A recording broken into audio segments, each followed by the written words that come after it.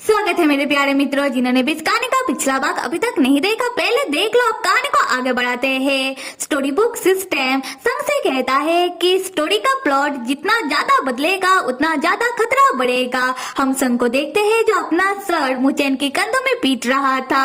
मुचेन संग को ऐसा करता हुआ देखकर सोच रहा था कि डॉक्टर संग को हो क्या गया है।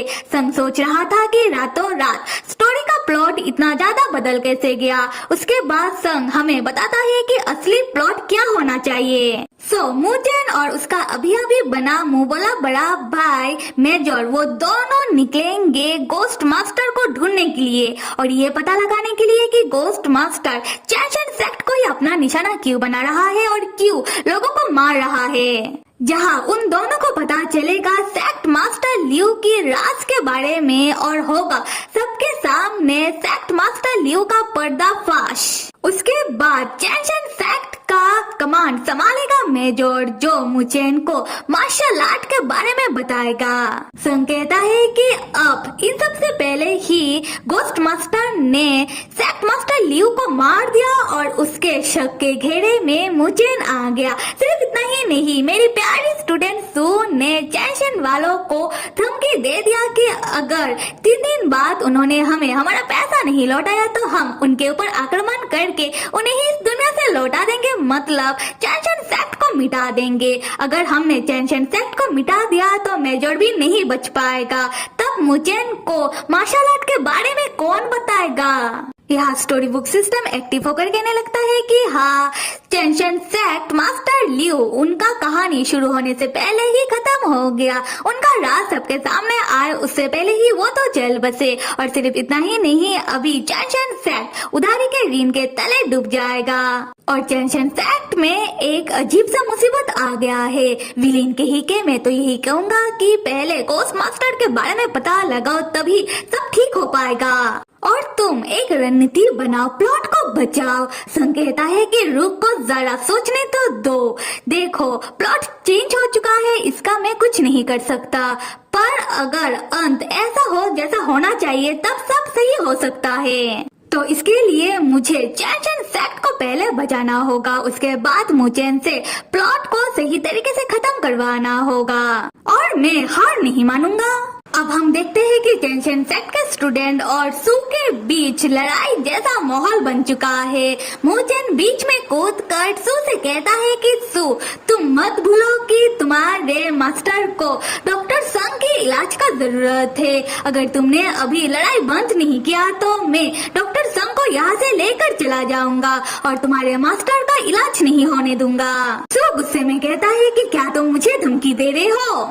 फिर सू सोचने लगता है कि मेरे मास्टर को बहुत पहले घाव लगा था जो अभी तक ठीक से बढ़ा नहीं और मेरे मास्टर को ठीक होने के लिए डॉक्टर संग की जरूरत है, तो मुझे फिलहाल इन लोगों का मुंह नहीं लगना चाहिए। उसके बाद सू जाने लगता है सबसे ये कहते हुए कि फिलहाल तो मैं जा रहा हूँ, पर चैंशन सेक्ट वालों को हमें हमारा पैसा वापस लौटाना होगा, सही तरीके से या फिर अपना जान देकर। खैर जैसे ही सू चला जाता है, मेजर अपने बाकी साथियों से कहता है कि तुम लोग यहाँ से अभी जाओ और जाते वक्त दरवाजा बंद करके जाना, क्योंकि मुझे छोटे भाई मुचेन से अकेले में बात करना है। मेजर तब मुचेन से कहने लगता है कि छोटे भाई मुचेन, मैंने तुम्हारे ऊपर इल्जाम लगाए, तुम्हें चैंशन सेक्ट के कोर्ट आने के लिए कहा और इतना सब होने के बाद भी तुमने हमारा साथ दिया और उस राक्षस को यहाँ से जाने के लिए कहा।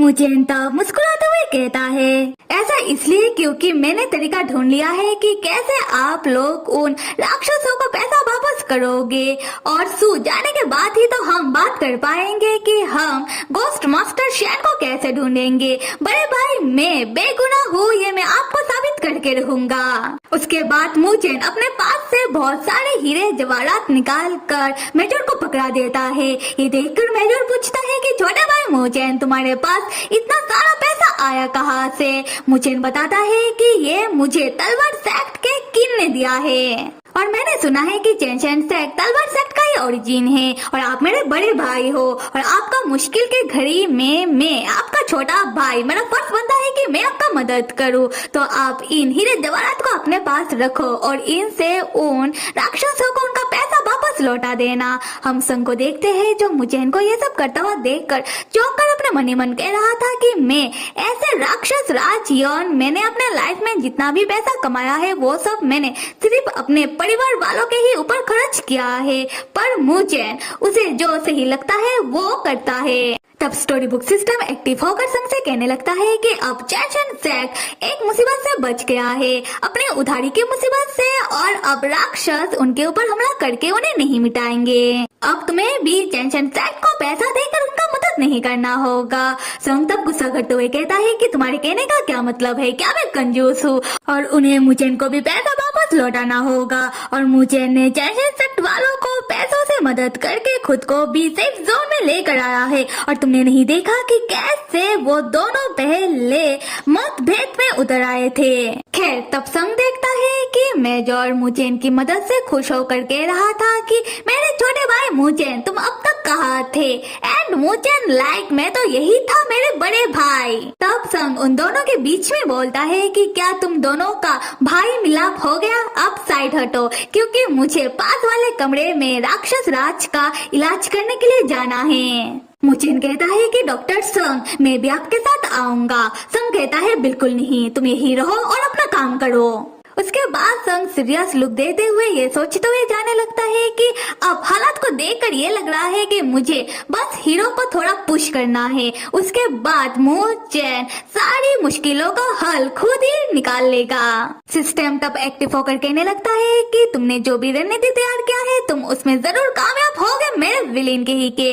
दूसरी तरफ हाँ मुझेन को देखते हैं जो संग को जाता हुआ गौर से देख रहा था। मैं जोर मुझेन से पूछता है कि छोटे भाई मुझेन, तुम डॉक्टर संग को ऐसे क्यों देख रहे हो, वो तो बस इलाज करने के लिए जा रहे हैं। मुझेन कहता है कि ऐसी बात नहीं है, डॉक्टर संग को देखकर लग रहा है कि वो किसी बात से नाखुश है, और अपने मन ही मन कहने लगता है कि मैं ऐसा क्या करूं जिससे मैं मेरे मास्टर के नजरों के सामने ऊंचा उठ पाऊं। अगले सीन में हम देखते हैं कि संग यॉन के बॉडी के पास आकर सिस्टम से कहे कि वो यॉन बन जाता है, और यॉन बनने के बाद गुस्से में सोचने लगता है कि मेरे सारे स्टूडेंट इतने अजीब और नालायक क्यों है। और इस वाली स्टोरी का जो प्लॉट बदल गया है, मेरे किराए पर पानी न फेर जाए, मैं ऐसा नहीं होने दे सकता। और इस चक्कर में अभी मुझेन किसी मुसीबत में पड़ जाए तब स्टोरी के लिए खतरा हो सकता है, तो मुझे मुझेन के साथ रह के मुझेन को हर एक खतरे से बचाना होगा, और मैं तभी ठीक रह पाऊंगा जब मैं मुझेन का ध्यान रखूंगा। और यॉन को याद आने लगता है कि उसने बचपन से लेकर आज तक हर एक रूप में मुझेन को हर एक खतरे से बचाता आ रहा है। उसके बाद यॉन अपने पास से बेल निकालकर रिंग करता है, जिससे पलक झपकने से पहले ही योई और सू यॉन के पास हाजिर हो जाते हैं। यॉन तब उन दोनों को जोरदार बिजली का झटका दे मारता है और पूछता है कि तुम लोग तो कुछ ज्यादा ही जल्दी आ गए, सच सच बताओ कि तुम लोग कहीं नहीं गए और यही आसपास ही थे। योई मासूम बनता हुआ कहता है कि मास्टर, मुझे आपका फिक्र हो रहा था तो मैं आपको कैसे छोड़कर चला जाता, अगर आपको भूख लगता तो आपको कौन खाना ला कर देता।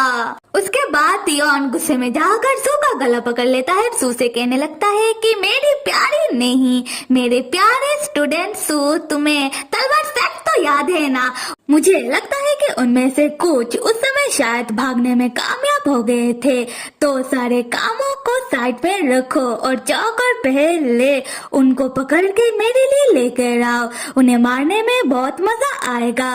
अब तो तुम मेरे झटके से बेहोश तो नहीं हुए ना, सुनाई तो दे रहा है कि मैं क्या कह रहा हूँ। यूं तब कहने लगता है कि मास्टर, उस दिन मैंने आपको बताया था ना कि एक लड़का तलवार सेक्ट के बारे में लोगों से पूछताछ कर रहा है, मैं उसे पकड़ के आपके सामने जरूर लेकर आता, पर उसका खबर मुझे चेंशन सेक्ट मास्टर लियो ने दिया था और वो अभी नहीं रहे, तो मास्टर अभी तो कुछ नहीं किया जा सकता।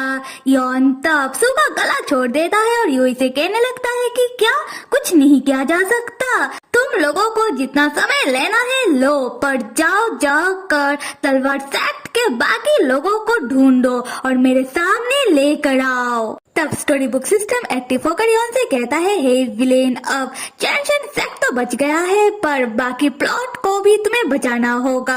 तुम्हें अपना मिशन पूरा करना होगा और साथ ही साथ तलवार सेक्ट के मामलात भी सामने आना होगा। यॉन सोचने लगता है कि अब कहानी के प्लॉट को सही दिशा में लाने के बाद ही मेरा अच्छा वक्त शुरू होगा। उसके बाद यॉन स्टोरी बुक को मंगवाकर उसे फाड़ डालता है, अपने मन में यह सोचते हुए कि स्टोरी के इतने सारे प्लॉट अचानक बदलने से मुश्किल तो खड़ी हो चुकी है। सिस्टम एक्टिव होकर यॉन से कहता है, हे विलेन, चैनशन सेक्ट का हेडमास्टर लियो तो गुजर गए और चैनशन सेक्ट का कमांड अब कौन संभालेगा ये तय नहीं है। मुचेन ने चैनशन सेक्ट को उधारी से तो बचा लिया है, पर गोस्ट मास्टर के बारे में तुम्हें पता लगाना चाहिए।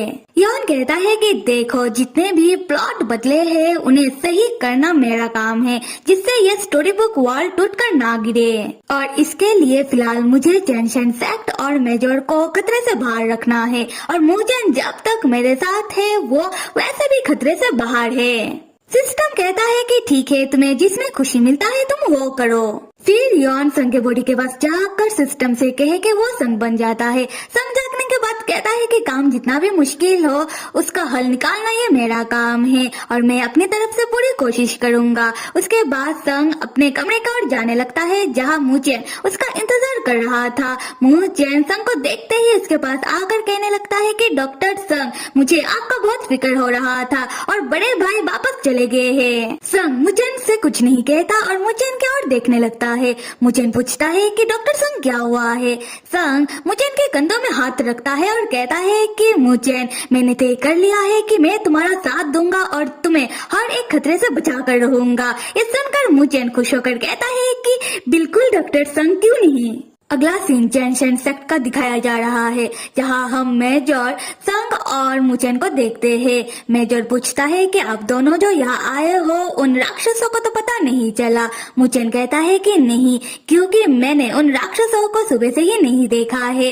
लगता है कि सू वापस चला गया है। अगर मुझे पहले पता होता तो मैं खुद जाकर सू को बाय कहता। संग मन ही मन कहता है कि मैंने ही उन दोनों को काम पर लगाया है, क्योंकि वो दोनों जब तक यहाँ रहते मेरे लिए कोई ना कोई मुसीबत खड़ी करते। मुचेन तब मेजर से कहता है कि मैं बेगुनाह हूँ, ये साबित करने के लिए हमें गोस्ट मास्टर को सबके सामने लेकर आना होगा। तब स्टोरी बुक सिस्टम एक्टिव होकर संग से कहता है कि देखा, मैंने कहा था ना कि पहले गोस्ट मास्टर के बारे में पता लगाओ। गोस्ट मास्टर का नाम सुनते ही मेजर थोड़ा घबरा जाता है और संग से पूछता है कि क्या डॉक्टर संग के पास कोई अच्छा तरकीब है। संग कहता है कि हाँ है ना, वही जो मुचेन ने कहा। देखो, हमें ज्यादा कुछ नहीं करना होगा, हमें बस 2 प्लेस पर नजर रखना होगा और गोस्ट मास्टर का आने का इंतजार करना होगा। मुचेन कहता है कि हाँ, हमें पहले सेक्ट मास्टर लियो का बॉडी जहाँ रखा है उस प्लेस के ऊपर नजर रखना होगा और दूसरा जहाँ से चैनशन सेक्ट के लोग आ जाते हैं उस प्लेस के ऊपर नजर रखना होगा, क्योंकि गोस्ट मास्टर शेन ने जो कदम उठाया है वो देखकर मुझे लगता है कि उनके पास ज्यादा वक्त नहीं है और वो जो भी करना चाहते हैं उन्हें उस चीज का बहुत जल्दी है। इसीलिए वो जो भी करेंगे इन कुछ दिनों के अंदर ही करेंगे। उसी वक्त चैनशन सेक्ट का एक स्टूडेंट दौड़कर आता है और मेजर से कहने लगता है कि बड़े भाई, गजब हो गया है।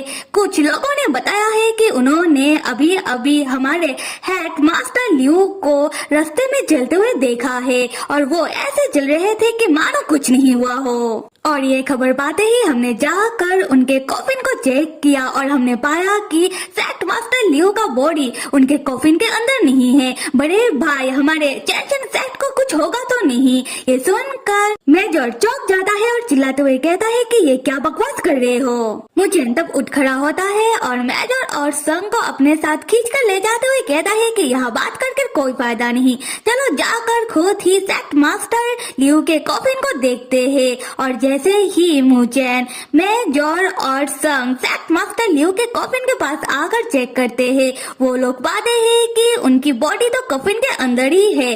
तब चैनशन सेक्ट के बाकी स्टूडेंट मेजर से कहने लगते हैं कि बड़े भाई, हमने झूठ नहीं कहा, सच में सेक्ट मास्टर लियो का बॉडी थोड़ी देर पहले कॉफिन के अंदर नहीं था, पता नहीं अब कैसे कॉफिन के अंदर आ गया। संग मुचेन से पूछता है कि तुम्हें क्या लगता है। मुचेन कहता है कि ये लोग सही कह रहे हैं, पर सैक मास्टर लियो के बॉडी को कुछ नहीं हुआ, वो बिल्कुल सही हालात में है। पर जब कोई मरता है उसका आत्मा उसके शरीर के पास बहुत लंबे वक्त के लिए रहता है, जब तक उसका अंतिम संस्कार ना हो जाए। और सैक मास्टर लियो का बॉडी कुछ समय के लिए इसलिए गायब हुआ था जिससे उनके आत्मा को पकड़ा जाए। और रास्ते में जिन लोगों ने सैक मास्टर लियो को चलते हुए देखा वो सैक मास्टर लियो नहीं थे, वो सैक मास्टर लियो का कागज का पुतला था जिसके अंदर सैक मास्टर लियो का आत्मा है। और ऐसे कागज के पुतले बनाना और उनके अंदर आत्मा डालना ये सिर्फ गोस्ट मास्टर ही कर सकते हैं। अगले सीन में हम सैक मास्टर लियो को देखते हैं, मतलब सैक मास्टर लियो के कागज के पुतले को जो रास्ते में कहीं चला जा रहा था। उसके बाद वो एक घर के सामने आकर रुकता है और उस घर के अंदर से बहुत सारे कागज उड़कर उनकी ओर आते हैं। सैक मास्टर लियो जैसे ही घर के अंदर झांकते हैं वो अपने सामने गोस्ट मास्टर शेन को खड़ा पाते हैं। गोस्ट मास्टर कहते हैं कि मास्टर लियो तुम तो बहुत ही आज्ञाकारी निकले।